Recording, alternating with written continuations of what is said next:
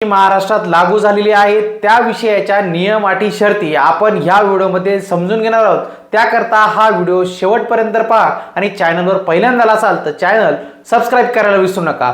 मुख्यमंत्री देवेंद्र फडणवीस यांनी शुक्रवारी आगामी आर्थिक वर्षाचा अर्थसंकल्प हा सादर करताना शेतकऱ्यांसाठी अतिशय महत्त्वपूर्ण अशी घोषणा केलेली आहे। राज्यातील शेतकऱ्यांना दिलेल्या आश्वासनानुसार सरकार कर्जमाफी योजना राबवणार आहे। त्यासाठी स्वतंत्र समितीही स्थापन करण्यात आलेली आहे। त्यानुसार 30 सप्टेंबर 2025 पर्यंत थकीत असलेल्या पीक कर्जासाठी पुण्यश्लोक अहिल्यादेवी होळकर शेतकरी कर्जमाफी योजना जाहीर करण्यात आलेली आहे। अशी घोषणा देवेंद्र फडणवीस यांनी अर्थसंकल्प सादर करत असताना केलेली आहे।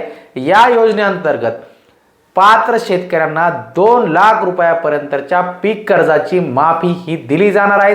याशिवाय जे शेतकरी नियमितपणे कर्जफेड करतात त्यांना प्रोत्साहन देण्यासाठी सरकारकडून 50,000 रुपयापर्यंतचं प्रोत्साहनपर आर्थिक लाभ देण्याची सुद्धा घोषणा देवेंद्र फडणवीस यांनी शेतकऱ्यांच्या कर्जमाफीची केलेली आहे।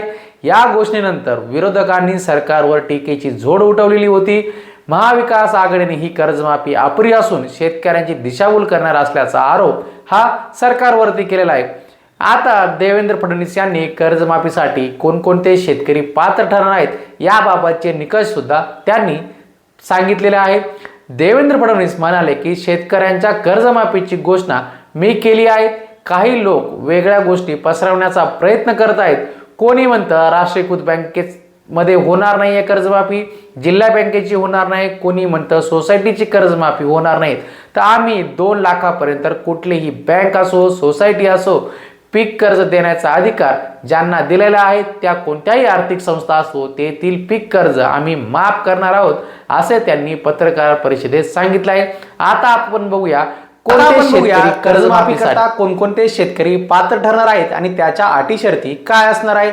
तर शेतकरी मित्रांनो, ज्या शेतकऱ्यांचं पीक कर्ज सप्टेंबर 2025 पर्यंत थकीत असणार आहे आणि 2 लाखाच्या मर्यादेपर्यंत अशा शेतकऱ्यांचं पीक कर्ज हे शासनाकडून माफ केलं जाणार आहे।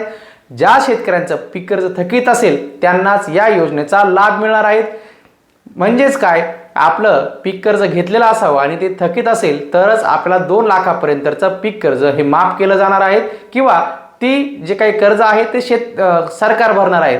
पण ज्या शेतकऱ्यांनी नियमित कर्ज फेड केलेले आहे त्या शेतकऱ्यांना 50,000 रुपयाचं प्रोत्साहनपर अनुदान हे शासनाकडून दिलं जाणार आहे। त्याकरता शासनाने एक समिती स्थापन केलेली असून त्या समितीच्या अहवालानंतर शेतकऱ्यांना पूर्णपणे कर्जमाफी लागू केली जाणार आहे।